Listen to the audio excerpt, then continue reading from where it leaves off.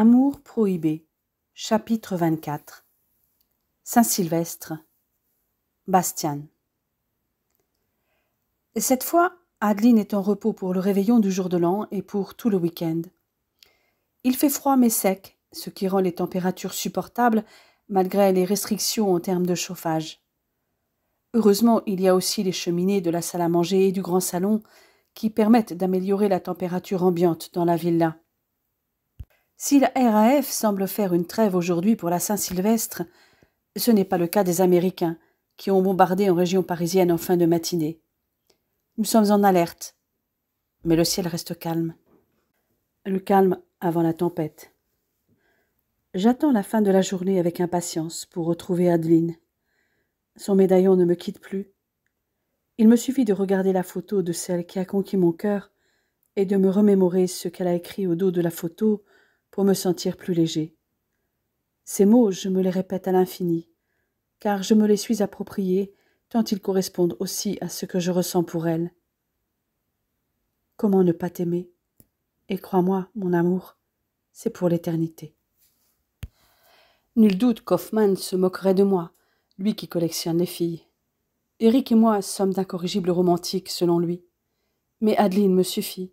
Elle est tout ce dont je rêvais et elle comble tous mes désirs. Lorsque je pénètre dans la villa, Josette a encore fait des miracles pour réaliser un dîner de fête. Hoffmann est absent ce soir. Gerhard n'a pas eu besoin de lui servir de chauffeur, puisqu'apparemment il reste avec nous, ce qui a l'air de lui convenir davantage.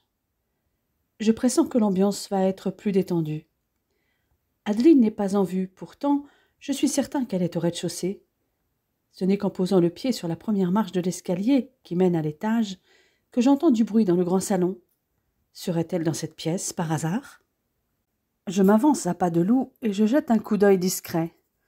Je n'aperçois qu'une paire de jambes, très jolie d'ailleurs, et que je connais par cœur. J'entre sans bruit pour voir ma fiancée, juchée sur un escabeau en plein milieu du salon, en train d'accrocher du gui. « Tu crois vraiment que je ne t'ai pas vu entrer, voyeur ?» me chuchote-t-elle. « Je me demandais juste où tu étais, » rétorquai-je tout aussi bas en m'approchant. C'est un bruit qui a attiré mon attention, mais le spectacle vaut le déplacement. J'ai une très belle vue d'ici. C'est bien ce que je disais. Tu es un voyeur. Insiste-t-elle en redescendant de son perchoir. À peine a-t-elle les deux pieds sur le sol ferme que je la tire à moi pour lui faire volte-face et la plaquer au mur, derrière la porte. Nos bouches se scellent pour un baiser que j'aimerais bien prolonger, mais nous pourrions être surpris. « Tu veux de l'aide ?» demandai-je de l'air le plus innocent du monde. « Ce n'est pas de refus. Tu peux replier l'escabeau et aller le ranger dans la buanderie. À vos ordres, patronne. » Elle me suit les mains dans les poches, mais se dirige à droite au bout du vestibule vers la cuisine, pendant que je vais vers la gauche. Je l'entends demander à Josette si elle a encore besoin d'aide, et devant la réponse négative, annonce qu'elle monte dans sa chambre. C'est là que je la retrouve quelques minutes plus tard, enfin à l'abri des regards. Elle est en train de se faire couler un bain. « Encore vous, capitaine Alderman ?» me taquine-t-elle. « Voir mes jambes ne vous a pas suffi? Vous voulez voir aussi si le reste est à votre goût? » Non seulement je veux voir, mais je veux aussi toucher. Obsédée, insiste-t-elle. Aguicheuse, enchaînai-je du tac au tac en l'enlaçant étroitement. Elle m'observe en plissant les yeux. Je sens qu'elle prépare une réplique, ne serait-ce que pour avoir le dernier mot. Je te rappelle que nous ne sommes pas encore mariés, donc pas touche. J'ai peut-être le droit à une avance?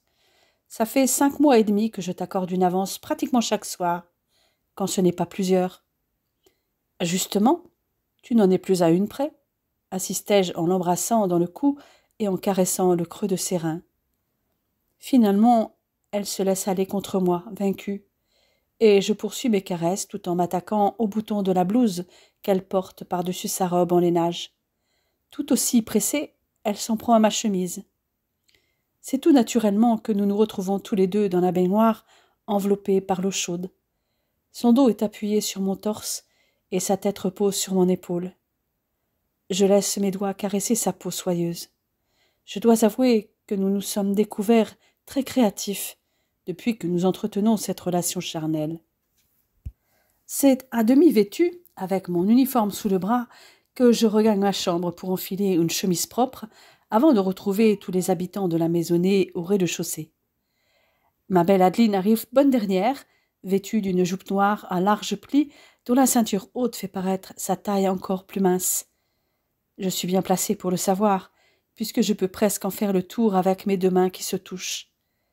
Elle la porte avec un cardigan rouge cerise comme son rouge à lèvres. Comme je l'avais pressenti, l'ambiance du repas est bon enfant, et nous finissons, comme pour le réveillon de Noël, dans le grand salon pour le café. Mais Adeline annonce que ce soir, il n'y aura pas de musique classique, mais plutôt de la musique pour danser. Et ni une ni deux, elle demande à Amélie de trier dans la pile de disques qu'elle a réunis et de choisir des titres pouvant convenir aux jeunes et aux moins jeunes. Gerhardt semble très intéressé par les disques et jette un œil par-dessus l'épaule de la jeune femme. En attendant qu'il se décide, ma chérie joue quelques morceaux récents qu'elle n'a pas en disque mais dont elle a déniché les partitions. Elle commence avec une valse lente, dont je lis le titre sur la partition. « Un jour mon prince viendra », du film de Walt Disney, Blanche-Neige et les 7 nains. Puis elle enchaîne sur un boléro, Bésame mucho. Jusque-là, personne ne percute que ma fiancée joue des titres interdits. L'affaire se corse quand elle embraye sur des morceaux franchement anglo-saxons. Je me prends à sourire. Ni une ni deux, Johann invite Anna à danser sur un titre qui s'appelle Blueberry Hill, pendant qu'Eric en fait autant avec Amélie. Gerhardt, pendant ce temps, furette dans les disques et semble faire son choix. Et voilà qu'elle enfonce le clou avec un morceau plus rythmé, Boogie Woogie Bugle Boy, sur lequel l'ordonnance de Hoffmann délaisse les disques pour inviter Amélie, un peu déroutée par le rythme, mais lui sait apparemment ce qu'il fait. Quel cachotier! Le swing semble inspiré, et ce n'est pas la première fois qu'il danse là-dessus, car il est très à l'aise. Johann, qui a d'abord regardé son camarade faire, s'y met à son tour dans un style un peu moins fluide, mais qui ne l'empêche pas d'inviter de nouveau Anna. Heureusement qu'Hoffmann n'est pas là. Il dirait que c'est de la musique de dégénérés. Ceci dit, je vois que Jean n'apprécie pas plus que ça, ce genre de musique. Ce n'est pas tout ça, mais moi aussi j'ai envie de danser, déclare mon Adeline. Amélie, tu peux mettre quelque chose sur lequel je peux danser avec mon père et faire danser tes parents? Une valse, ça te va? Très bien. Valse, tango, boléro, tout me va. Mais pour avoir de la place, nous allons investir le vestibule. C'est sur la romance de Paris que les 2 couples se mettent à valser, bientôt rejoints par les plus jeunes, avant d'enchaîner sur de l'autre côté de la rue, puis avec un tango sur Por una cabeza de Carlos Gardel.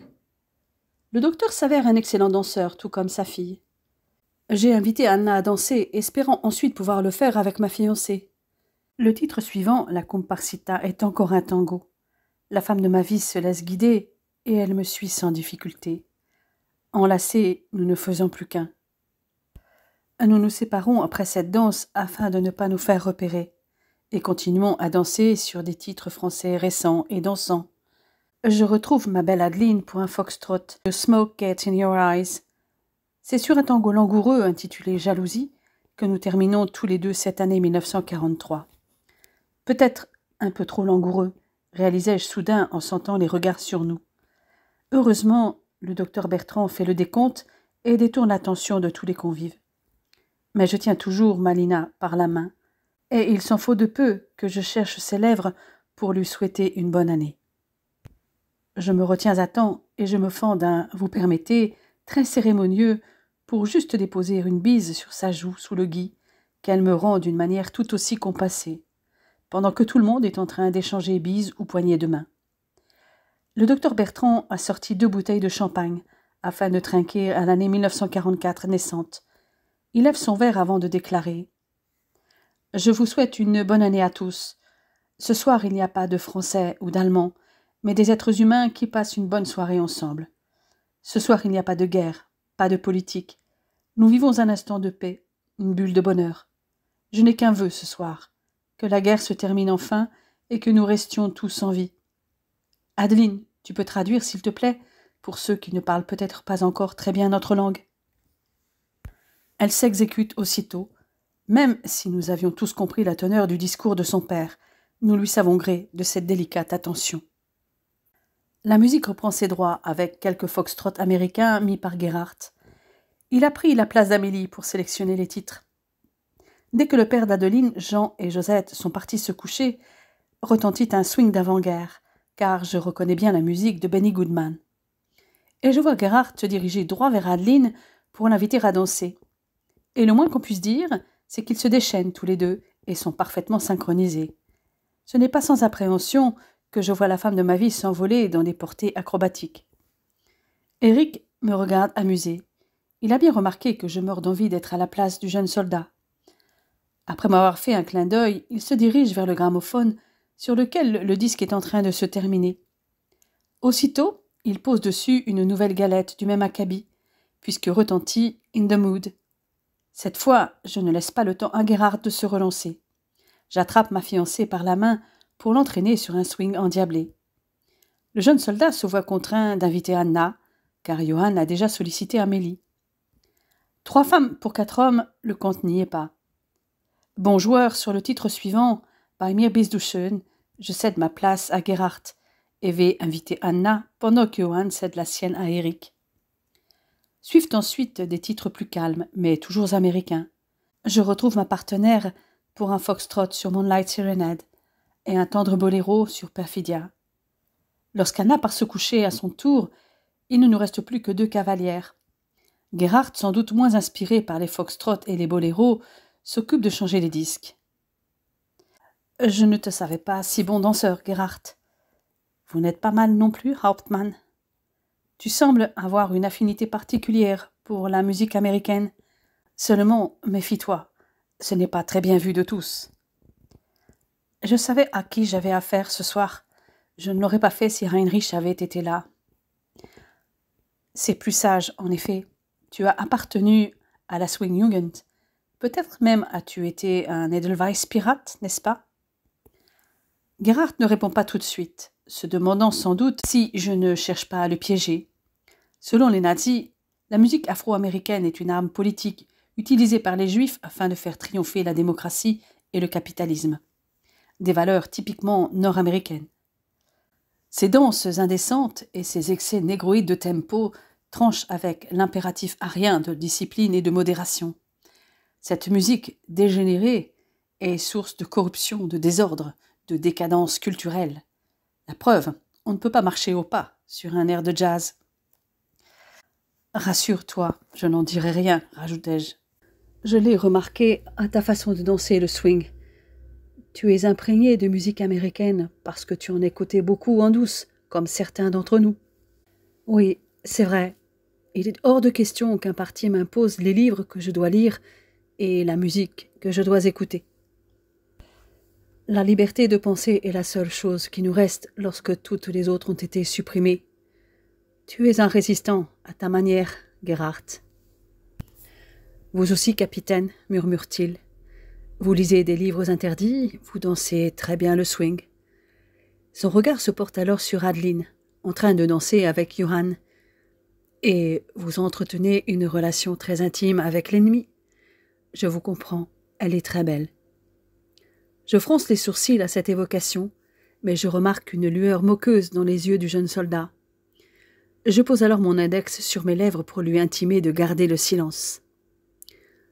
Ça doit rester un secret, surtout pour les Français, quels qu'ils soient. J'espère que c'est bien compris, soldat. Gerhardt me fait signe que oui. Je n'ai d'autre choix que celui de lui faire confiance. Il est déjà 2 heures du matin, et tout le monde commence à fatiguer. Les uns derrière les autres, nous regagnons nos chambres, sauf moi, bien sûr.